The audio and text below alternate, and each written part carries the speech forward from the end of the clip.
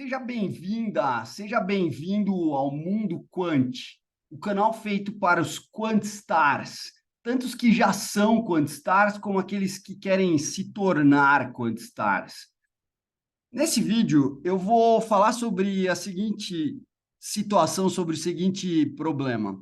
Mas já que você tem uma carteira, tem lá vários ativos, vários instrumentos, no meu exemplo aqui, Amazon, Bitcoin, o ouro, Google, né? O ouro você pode ter um ETF aí, um fundo que replica o ouro, né? A ação da Meta, a Microsoft, enfim, você tem vários ativos e você tem um dos seguintes problemas: ou você quer calcular o risco dessa carteira, ou você quer fazer uma análise de retorno versus risco dessa carteira, e aí você tem que olhar como que esses ativos vão performar ao longo do tempo, ou você quer trabalha num banco, numa mesa de estruturação e quer precificar precificar derivativos sobre esses produtos.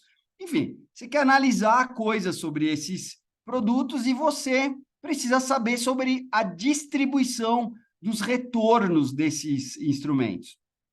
E aí a pergunta é a seguinte: como eu encontro uma boa distribuição para representar os retornos desses instrumentos? Aí você olha para esse cara aqui, por exemplo, a Amazon, e visualmente você já percebe que isso aqui não tem nada a ver com uma distribuição normal. Se você olhar para o Bitcoin, para o ouro, para o Google, Meta, você vai ver que nenhum deles, na Netflix, você vai ver que nenhum deles tem uma cara de distribuição normal.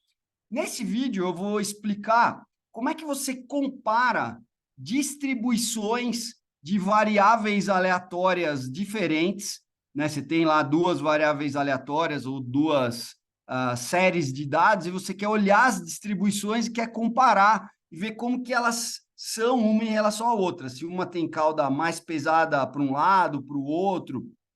Então, esse vídeo vai falar sobre isso. A ferramenta que eu vou te explicar como que serve para fazer isso se chama QQplot ou PPplot. São coisas diferentes, eu vou falar sobre elas. Então, eu vou explicar, depois, se você quiser, fica aí no vídeo também que eu vou te mostrar aqui o código de como eu baixei da internet esses retornos, os preços e como eu fiz a série de retorno, mas o fato é que o objetivo aqui vai ser te mostrar como constrói esse gráfico que está aqui do lado. Esse, em particular, é o chamado QQplot. Ele tem os quantis da distribuição teórica, que eu quero comparar, versus os quantis da distribuição dos retornos, que eu estou olhando aqui, no caso, a Amazon. E se os retornos tivessem uma distribuição, no caso aqui, normal, eles estariam exatamente em cima dessa retinha vermelha. Como eles não estão, você vê que não é uma distribuição normal. E eu vou te ensinar a ler isso daqui, o que significa quando essa parte está para baixo, está para cima, e do outro lado a mesma coisa, quando está para baixo, está para cima. Então, eu vou te explicar como é que faz isso.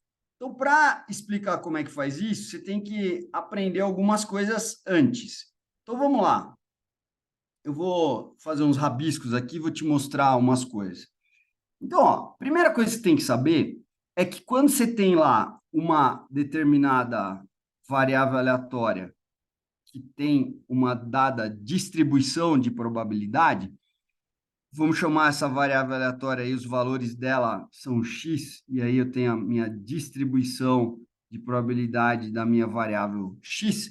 Então, a primeira coisa que você precisa saber como faz é que eu tenho que pegar essa variável e normalizar essa variável para fazer essa comparação. Então, vai ser x menos a média dela. Então, quem que é o mi? Né? O mi é o valor esperado de x. Quem que é o sigma? É o desvio padrão da minha variável aleatória, tá? Então, a variância, que é a raiz quadrada, o sigma é a raiz quadrada da variância, a variância, você sabe, é e de x menos e de x, tudo isso aqui ao quadrado. Então, como é que eu faço para normalizar a minha variável aleatória x? eu subtraio a média e divido pelo desvio padrão. Por quê? Porque agora o Z, se você calcular o valor esperado de Z, quanto dá o valor esperado de Z? Vai dar o valor esperado de X menos Mi sobre sigma, o valor esperado de X é o próprio Mi menos Mi, então vai dar zero. E se eu calcular a variância de Z, lembra como é que é a conta aqui, ó? Essa conta aqui em cima eu posso escrever X sobre sigma menos Mi sobre sigma. Essa parte é constante. Então, quando eu calcular a variância do Z, essa parte aqui não afeta nada. Então, a variância do Z vai ser só a variância desse pedaço. E como tem uma constante, a variância vai ser 1 sobre sigma ao quadrado vezes a variância do x. Só que a variância do x é sigma, né? Se o desvio padrão do x é sigma, a variância é sigma ao quadrado. Então, vai ficar sigma ao quadrado sobre sigma ao quadrado, que é 1. Então, o que significa normalizar a variável? Significa falar que ela tem o valor esperado do z é 1 e a variância, aliás, o valor esperado do z é 0, tá feio isso aqui, né? Vamos arrumar. O valor esperado do z burro. O valor esperado do Z é 0 e a variância do Z é 1. Beleza, então isso aqui é normalizar a variável. Então, imagina que você tem dois caras lá, que duas variáveis aleatórias ou dois conjuntos de dados que são descritos pelas suas distribuições. Então, o que você vai fazer? Ó, vou desenhar a minha primeira variável aleatória lá. Vamos dizer que ela tem uma carinha de distribuição normal. Vamos chamar essa aqui de X. Isso aqui é a minha distribuição do X. Então, o que você tem que saber agora? Tem que lembrar as propriedades aí de uma distribuição. Lembra? Quando eu calcular a área embaixo de um determinado intervalo aqui, essa área me dá a probabilidade da minha variável aleatória assumir valores dentro desse intervalo aqui. É isso que significa fazer essa área aí, é a probabilidade de eu estar naquela região. Beleza. Então, se eu começar a calcular a área do menos infinito, lá de trás, até um determinado ponto, eu vou ter a probabilidade da minha variável aleatória x, vamos chamar esse determinado valor aqui de x0, tá? Então, eu vou ter a probabilidade da minha variável aleatória x ser menor ou igual do que aquele valor x0. Isso aqui a gente chama de Fão, é a função de distribuição ou função de probabilidade acumulada, tem vários nomes. Então, o Fão é a função de distribuição acumulada da variável aleatória x. O que é o Fão de x0? Então, o Fão de x0 é a probabilidade do x ser menor ou igual do que o x0, que é essa área que está aqui. Então, se eu desenhasse o gráfico do Fão, pensa, quando o meu x0 é menos infinito, que eu estou aqui lá para o lado esquerdo, qual a probabilidade de eu ser menor do que o menos infinito? Zero. E quando o meu x0 é mais infinito, qual a probabilidade de eu ser menor do que, menor ou igual do que infinito? É 1. Então, essa distribuição, o Fão, o valor dele começa no zero e vai terminar. Então, vamos anotar, vai, finge aqui, ó, vou fazer esse eixo de novo. Então, aqui, vamos colocar o valor 1 aqui, ó. Tá? Finge que aqui é o valor 1. Então, como que é essa distribuição? Ela começa lá no zero, vai subindo e depois ela faz assim, é o tipo de um S. Que a área, o que ela está calculando, então, essa função? É a área acumulada até um certo ponto. Então, se eu pegasse, por exemplo, esse ponto aqui, ó, vamos chamar de x1. O que seria o Fão de x1? Seria esse valor, e que corresponde ao quê? Toda a área, que agora eu vou pintar de amarelo, acumulada do menos infinito até aqui. Então, essa é a probabilidade do x ser menor ou igual, x é a variável aleatória, ser menor ou igual a x1, tá? Então, isso que é o Fão. Legal. Então, imagina que você tenha uma outra variável agora, vou desenhar do outro lado aqui, que tem uma outra distribuição com uma outra cara. Vamos dizer que ela é mais bicuda, assim, tá? Isso aqui tá feia. Vamos colocar aqui, ó. Assim. Tá. Então, vamos colocar uma variável aleatória agora, y. Então, esse aqui é o f de y, tá? Então, da mesma forma, esse cara aqui também tem um fão acumulado, que vai começar lá no zero, no menos infinito, y igual a menos infinito, ele começa no zero, e o y igual a mais infinito, ele vai tender a 1, esse negócio aqui, porque a área embaixo da distribuição inteira, você sabe que é 1, né? Bom, então, como é que eu calcularia o tal do, são chamados genericamente de prob plots. Então, tem alguns tipos aí, os prob plots. Nós vamos falar do pp-plot, nós vamos falar do qq-plot, são coisas diferentes, tá? Então, vamos começar falando do pp-plot.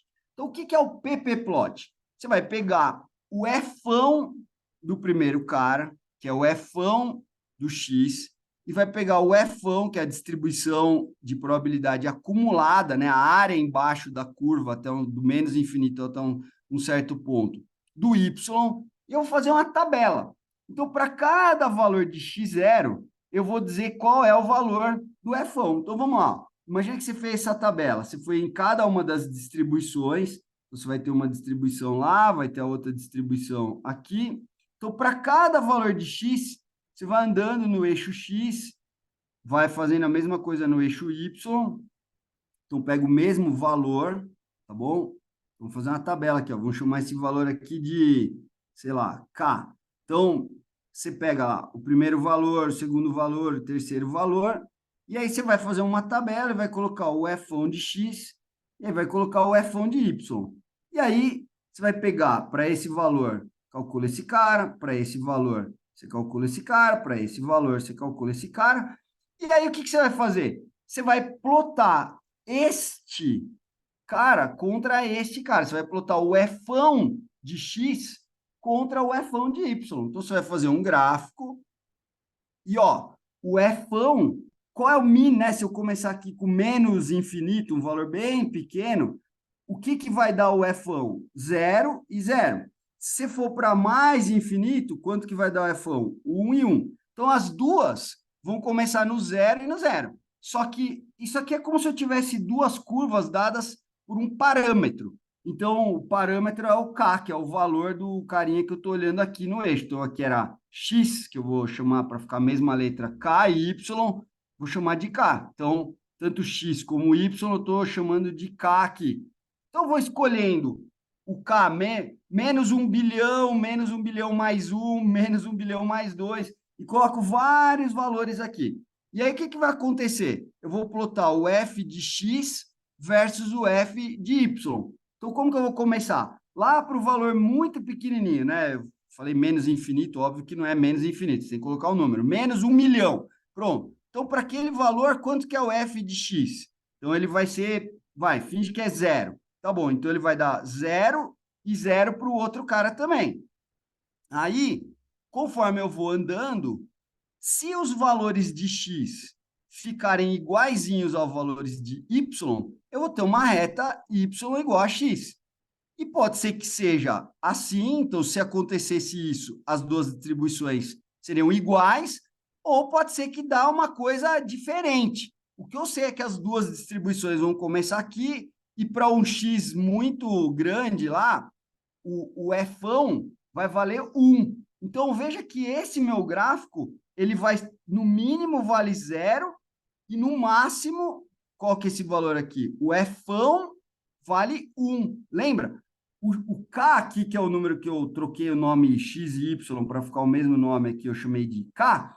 Então, esse K, ele vai variar de um número menos uma coisa muito, né, pequenininha, ela menos 1 bilhão até mais 1 bilhão aqui embaixo. Enquanto o K está percorrendo esse intervalo, o fão vai variar de 0 até 1, tanto para o fão de x como para o fão de y.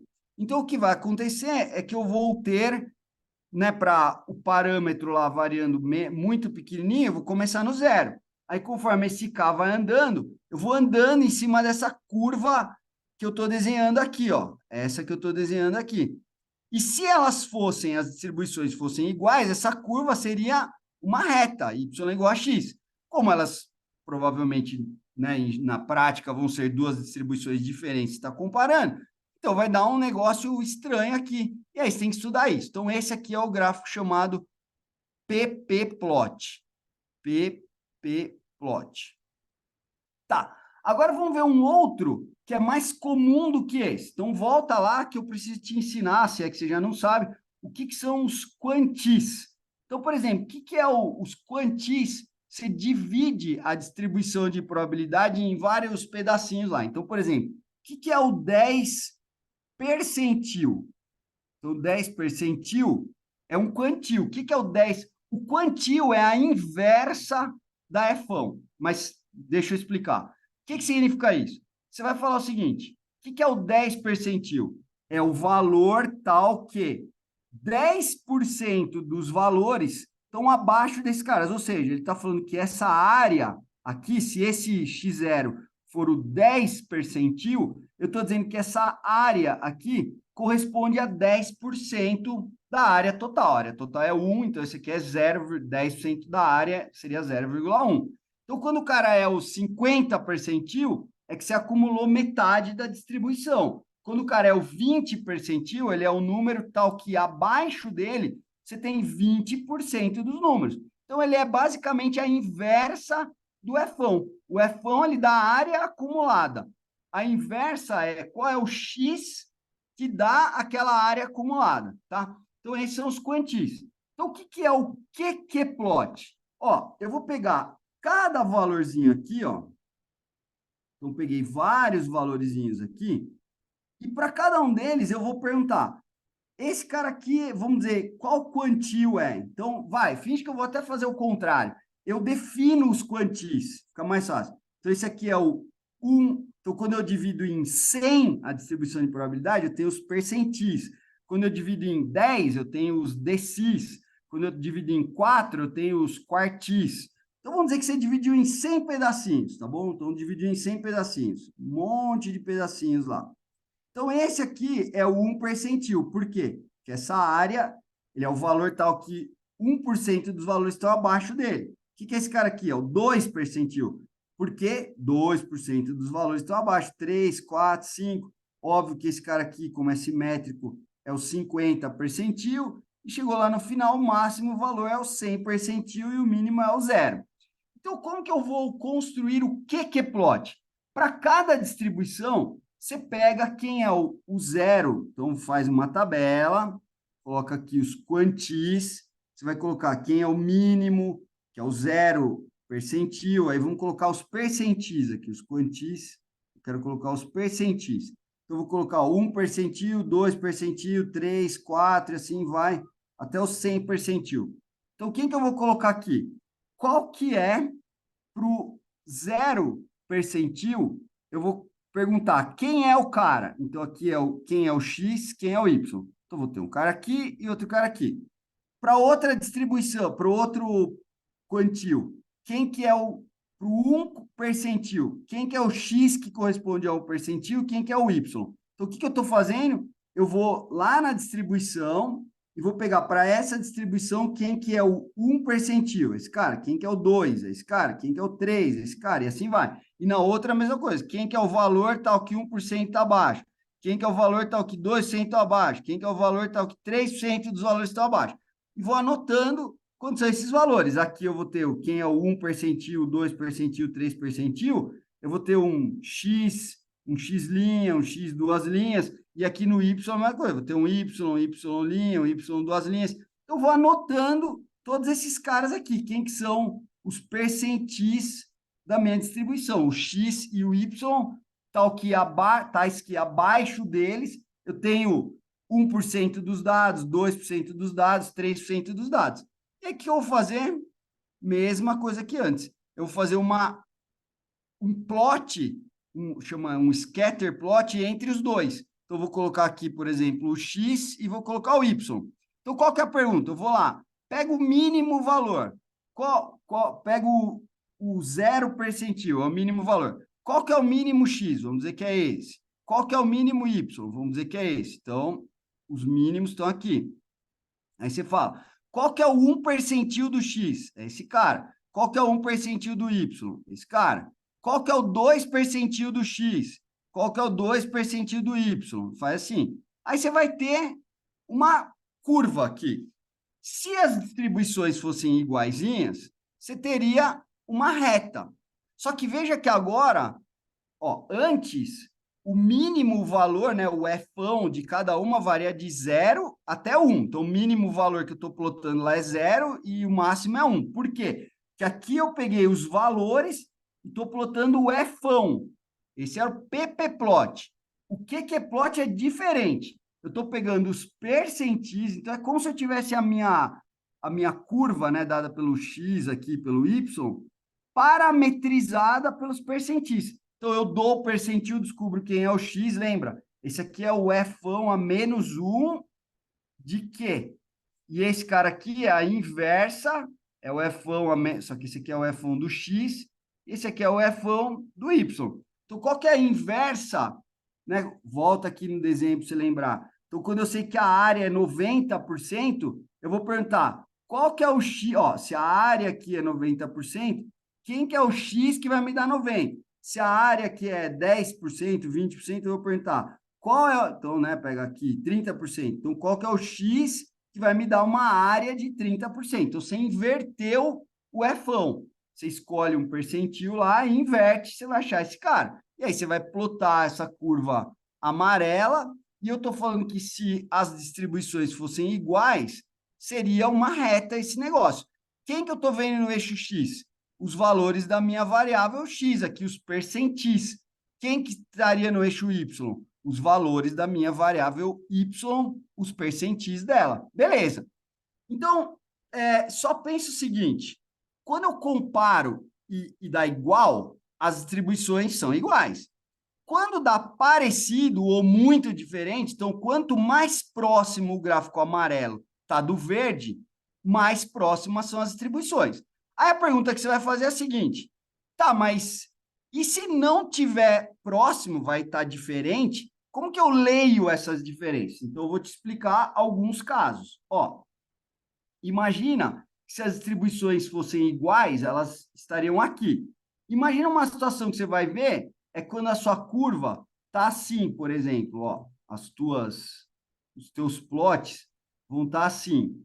Então, você vai ver uma coisa para o lado esquerdo, vamos chamar aqui, ó, lado esquerdo e lado direito. Então, para o teu lado esquerdo é abaixo dessa curva de referência. Então, se as duas fossem, as duas distribuições do x e do y fossem iguais, estaria o verde em cima do azul.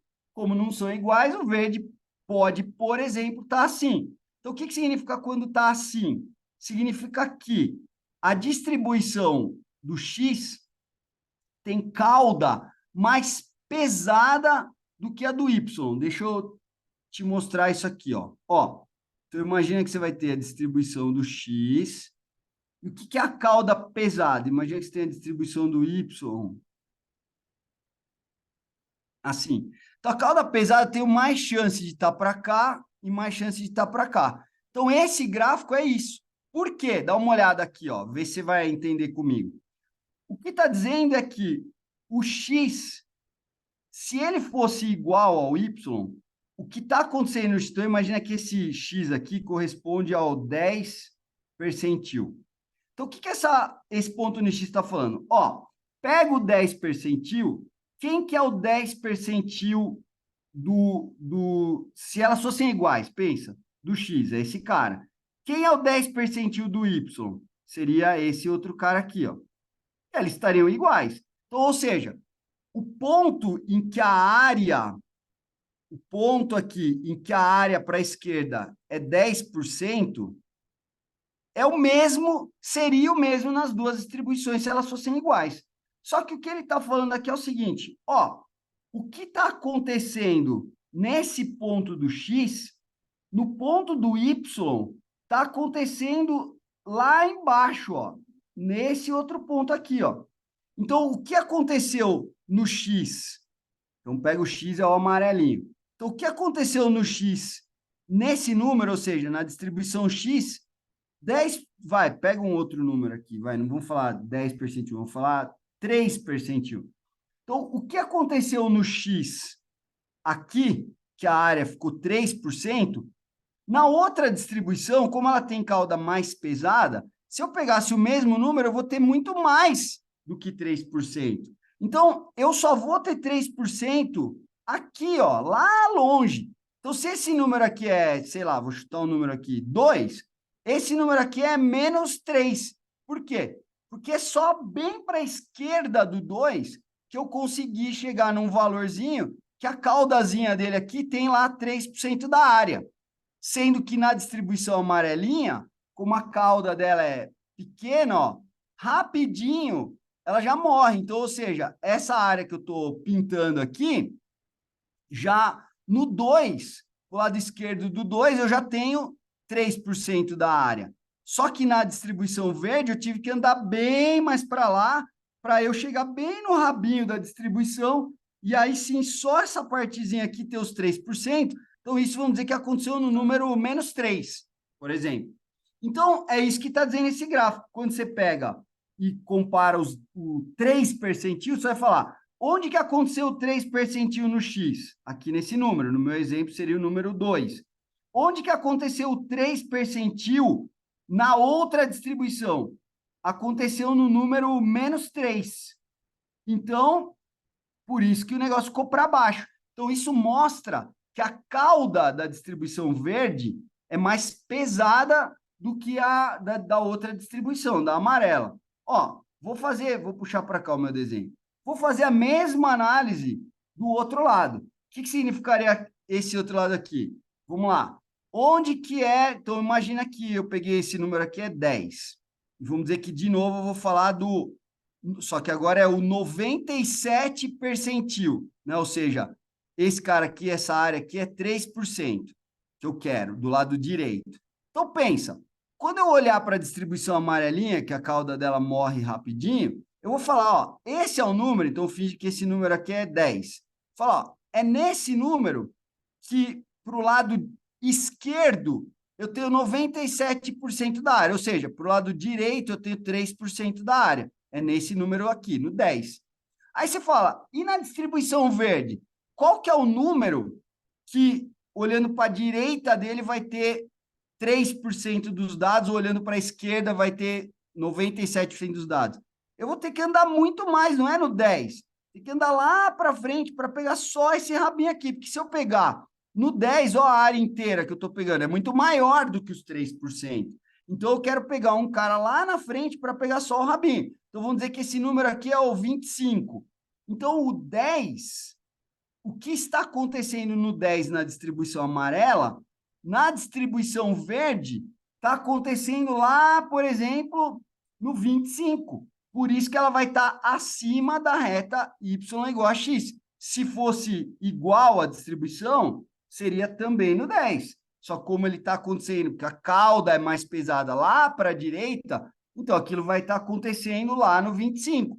Então, quando você encontrar duas distribuições, que aqui seria se elas fossem iguais, uma você vai ver assim, o lado esquerdo, e o outro lado você vai ver assim, significa que ela tem cauda pesada, tanto do lado esquerdo como do lado direito. Então, depois você tem que meio que aprender isso, decora. Claro que você tem que entender, mas depois você vai detectar o padrão. Toda vez que você fizer um plot e comparar as distribuições, e aí tem uma distribuição aí, essa azul que eu estou pintando aqui, ó, essa azul é a referência. E a outra, a empírica, aquela que você está querendo comparar, é a amarela. Então, quando acontecer isso, você já vai bater o olho e já fala, ó, do lado esquerdo, quando está para baixo, eu tenho cauda pesada do lado esquerdo. E quando está para cima, é o contrário do que aconteceu aqui. Quando está para cima lá do outro lado, eu também tenho cauda pesada. Então, nesse exemplo, eu tenho cauda pesada num lado e cauda pesada do outro. Só que você vai ver exemplos que pode acontecer o seguinte, ó. Você vai ver a sua distribuição que você está comparando, por exemplo, assim, ó. O que significa isso? Desse lado, ela tem cauda pesada, mas do outro lado é o contrário do que eu estava falando. Quando se estava para cima era cauda pesada, se está para baixo tem cauda leve, ou seja, menos cauda. O que significa isso? Que a distribuição de referência é que tem mais cauda do que essa daqui. Quem está para cima é que tem mais cauda do que o outro. Então, se a minha distribuição de referência está para baixo, essa daqui tem cauda pesada. Se a minha distribuição está para cima, essa é que tem cauda pesada em relação a essa, tá claro? Do mesmo jeito poderia acontecer aqui, ó. Você poderia ter uma distribuição que a primeira parte fica aqui. O que significa isso? Se ela está para cima, significa que a de referência é que tem cauda mais pesada do que essa daqui. E é assim que você vai comparar as distribuições. Então, vamos lá para o Python, que eu vou te mostrar isso aqui, ó. Dá uma olhada lá no Python. Ó, vê a distribuição da Amazon. Ó, é meio óbvio, né? A Amazon, ela tem... O que é a cauda pesada? Se você fosse comparar com uma distribuição normal, a distribuição normal, se os retornos tivessem distribuição normal, eles não apresentariam, né? Aqui eu olhei, ó, os retornos, eu olhei desde 2016, nós estamos em 2023, então eu olhei bastante coisa aí, 16, 7 anos. Só que se você olhasse a distribuição normal, você não ia ter esses números extremos aqui. Não ia acontecer. Isso acontece uma vez a cada 1 milhão de anos, se fosse uma distribuição normal.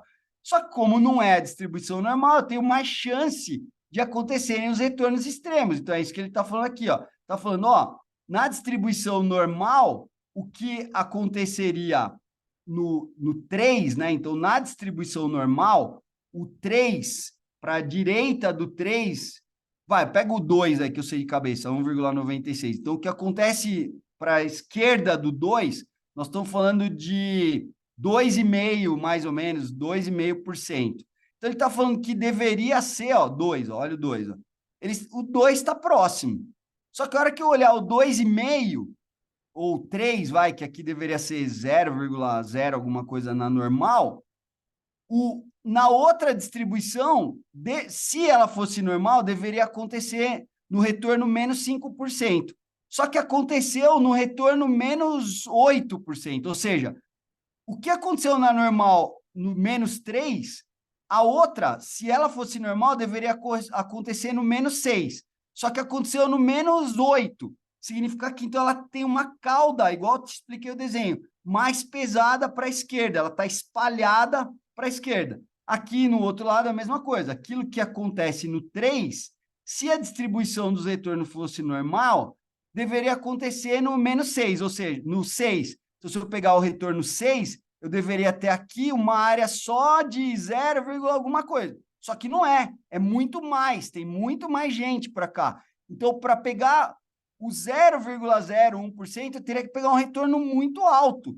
Então, o que está dizendo isso? Que a cauda está espalhada do lado direito, ela é mais pesada, ela está espalhada para a direita, que é isso aqui. Então, quando você bater o olho como um quant experiente, primeiro, você tem que entender o que eu estou explicando, e segundo, você tem que, depois que entender, virar uma coisa automática. Então, você bate o olho e você já sabe, opa, essa distribuição tem cauda pesada para cá e para cá. E por que isso é importante? Porque você vai olhar o risco, por exemplo. Então, se está comprado nesse papel na Amazon, teu risco é esse aqui, ó, de cair. Se você está vendido, aí o teu problema é quando a ação sobe, aí o teu risco é esse aqui. Então, você tem que ver isso. Então, essa ação, ela tem cauda pesada dos dois lados. Ó, dá uma olhada no Bitcoin, mesma coisa. Ó, tem eventos bastante extremos, mas tem eventos aqui que, né, para cima também são extremos, mas não tanto quanto essa queda que eu vi aqui. Pega o caso do ouro, mesma coisa. Pega o Google, mesma coisa. Então, você vê que todos, ó, a Meta, no meio aqui ela até se comporta bem, mas nas caudas aqui ela tem cauda muito mais pesada, tá vendo aqui, ó, o retorno espalhado? Só que isso, se distribuição normal, não aconteceria nunca. Sabe o LTCM, o fundo LTCM, sabe por que ele quebrou? Porque a natureza não funciona conforme a distribuição normal. Os modelos que eles usavam assumia isso. E aí eles falavam, só vamos ter problema uma vez a cada 1 trilhão de anos. E teve problema em 5 anos. Por quê? Porque a chance de acontecer aquilo que eles estavam falando era muito maior do que eles estavam acreditando, do que os modelos deles diziam para eles. Que os modelos deles não tinham caudas pesadas. Ó, Então, isso é para todos os ativos que eu olhei aqui, ó. Todos acontecem isso. Agora, dá uma olhada. Depois eu te mostro no Python aqui direitinho o código, tá? Mas vamos entender primeiro. Isso que eu estou comparando com a distribuição normal. Vamos dizer que eu usasse como referência a distribuição de Laplace. A distribuição de Laplace ela é uma distribuição que tem um bico, assim, ela é bicuda. Ela tem maior probabilidade de eu ficar nas pontas, maior probabilidade de ficar no meinho e menor probabilidade de ficar em regiões intermediárias. Essa é a distribuição de Laplace. Então, dá uma olhada se eu usasse como referência a distribuição de Laplace. Ó, dá uma olhada. Vou plotar aqui, ó. Ó como agora fica muito mais próximo, tá vendo? Então, grande parte dessa distribuição, ela tem um bom fit com a distribuição de Laplace. Claro que, para ser mais preciso, você deveria fazer testes estatísticos, né? Mas aqui eu estou olhando no olho e está meio nítido que essa distribuição agora azul é mais próxima da referência, quando a referência é a Laplace, do que quando era normal, tá vendo? Aí você fala, ai, Mayali, mas ainda tem alguns pontos. Sim, porque além de caudas pesadas desse jeito aqui, eu tive eventos extremos. Então, por exemplo, a gente teve em 2020 o Covid. Então, quando você pega esse tipo de situação, você vai ter retornos extremos que nem a distribuição de Laplace não vai pegar. Mas o fato é, e aí com outros modelos que a gente fala em outros vídeos, né, colocando jumps ou volatilidade estocástica, você consegue modelar esse tipo de coisa. Ó. Percebe que se eu estou falando de 7 anos de dados, ó, eu tive 4 caras aqui que não estão bem descritos. Do outro lado, lá, você contar, você teve uns 10. Então, quer dizer, sabendo entender isso, você consegue criar modelo para precificar derivativos, para calcular risco da sua carteira, para calcular retorno da sua carteira. Ó, só para calcular ou simular, né, obviamente. Só para terminar, eu vou te mostrar rapidinho aqui como que você faz isso, tá? Mas se você não sabe, depois você só copia o código aqui, ó. Eu tenho que pegar as minhas datas inicial e final, pego os tickers, estou usando aqui o pacote do UI Finance, né? Baixei o pacote do UI Finance, aí baixei os meus tickers da data inicial até a data final, e aqui eu simplesmente estou calculando o log retorno deles. Lembra, o log retorno é o LN do preço 2 sobre o preço 1, faço isso dia a dia. Esse é o log retorno. E aí, o que eu estou fazendo no código? Tem um monte de coisa, mas ó, essa parte gigante aqui é só para fazer esse plot bonito, tá? Para fazer um do lado do outro e plotar um embaixo do outro aqui. O que interessa mesmo é onde está o que interessa aqui, ó. É essa parte aqui só, tá? Que eu estou fazendo o quê? Eu estou pegando, aliás, essa aqui, ó. Eu estou pegando os meus retornos, estou plotando o histograma e a outra parte que interessa é essa parte aqui, ó. Essa daqui de baixo. Estou plotando o probplot. Eu importei essa função do SciPy. Então, você dá os seus retornos, dá qual é a distribuição de referência. Isso aqui é um parâmetro que você tem que colocar para ele plotar o negócio.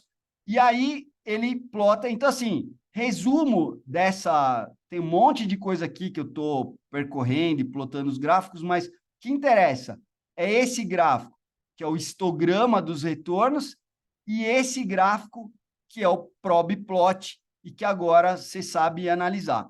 Só um último detalhe, então, aí você escolhe distribuição Laplace ou distribuição normal, tem outras distribuições. Quer ver, ó? Vamos ver aqui, ó. Deixa eu te mostrar um outro exemplo, ó, vai. Vamos aqui, ó. O que eu fiz? Isso aqui eu criei, eu gerei distribuições normal, gerei uma distribuição de Laplace, gerei uma distribuição uniforme, uma distribuição gama e uma distribuição beta. E eu fiz a mesma coisa, tá? Plotei um histograma, que está aqui, e plotei o que chama, né, o que é plot aí no Python é o probplot. E eu estou colocando como comparação a distribuição normal. Dá uma olhada, ó.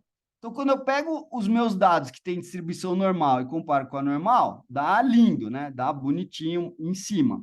Quando eu pego a distribuição de Laplace, Ó, a distribuição de Laplace aqui, teórica, é o que eu te falei, né? Ó, ela tem cauda muito pesada. Então, aquilo que a normal fala que deveria acontecer no menos, sei lá, no menos 6, o negócio está acontecendo no menos 15. Por quê? Porque a hora que eu olho o menos 6, tem uma puta área ainda para o lado esquerdo, e eu só quero 0,0001%. Então, se eu pegar o menos 6, que é o que deveria acontecer se fosse normal, ainda tem muito mais chance de cair. Então, volta na história do LTCM, que foi um hedge fund. Se você quiser, pede aí nos comentários, que daí um dia eu conto essa história. Mas o LTCM, que era um fundo, né, tinha o Merton trabalhava lá, o Scholes, tinha vários outros caras. Então, esse fundo, ele tinha modelos que analisavam o risco e colocavam modelos com distribuições, assumindo distribuições normais para os retornos. E aí o que acontecia? Quando você olha na distribuição normal e fala, qual a chance de eu ter um retorno abaixo de tanto? A distribuição normal vai ter um valor.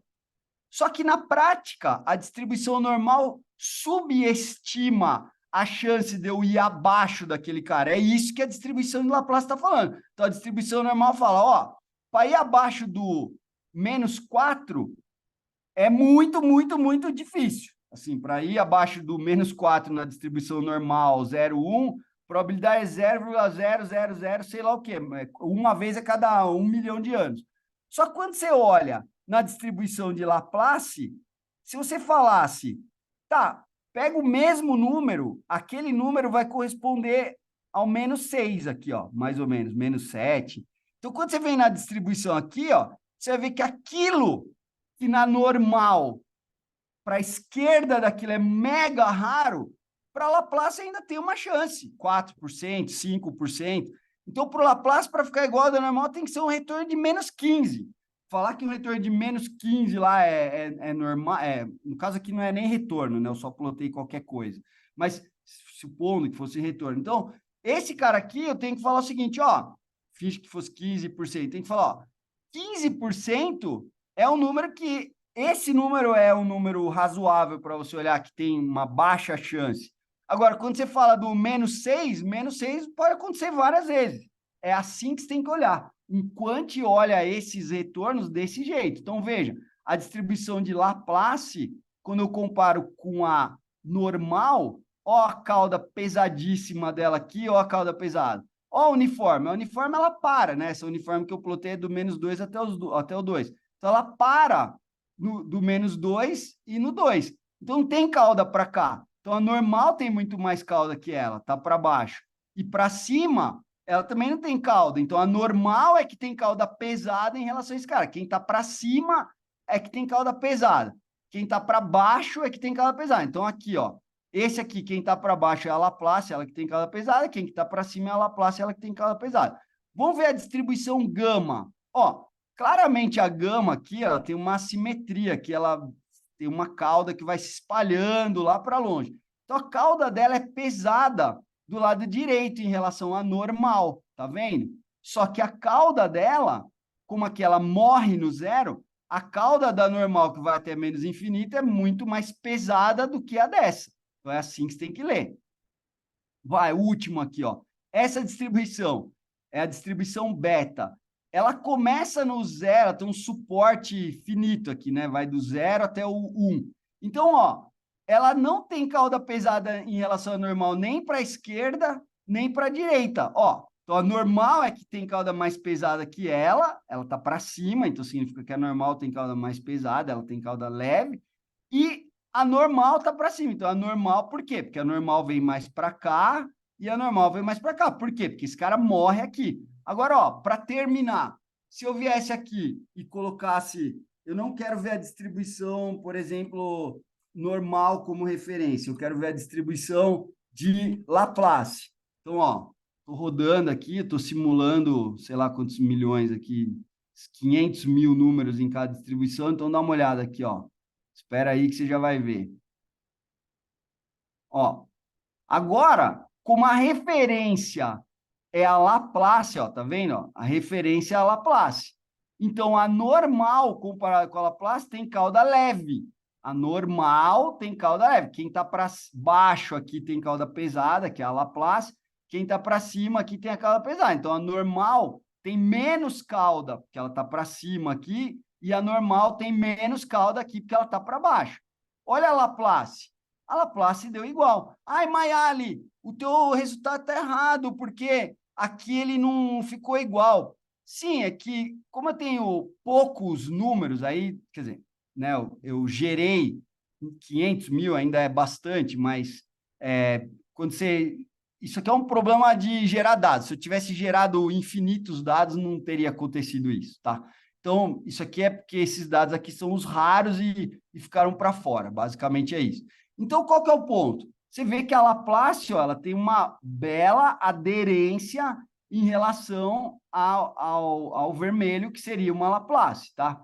Esquece isso aqui, ó. Isso aqui é porque se eu tivesse mais dados, não aconteceria. Ó, tanto é que no caso da própria normal, não sei se você vai se recordar, mas ele fica um pouco para fora, é a mesma história. Se eu tivesse mais dados, não aconteceria isso. Olha a uniforme. A uniforme, se a uniforme tinha menos cauda em relação à normal, em relação à Laplace, tem menos ainda, tanto para cima como para baixo. Ó a distribuição gama. Ó, ela tem uma cauda pesada, ó, parece aí com a Laplace do lado direito, mas do lado esquerdo a cauda dela é leve, ou seja, a Laplace tem muito mais cauda para o lado esquerdo, óbvio, né? A Laplace vai até menos infinito, do que essa gama. E no caso, a beta, a mesma história de antes, tá bom?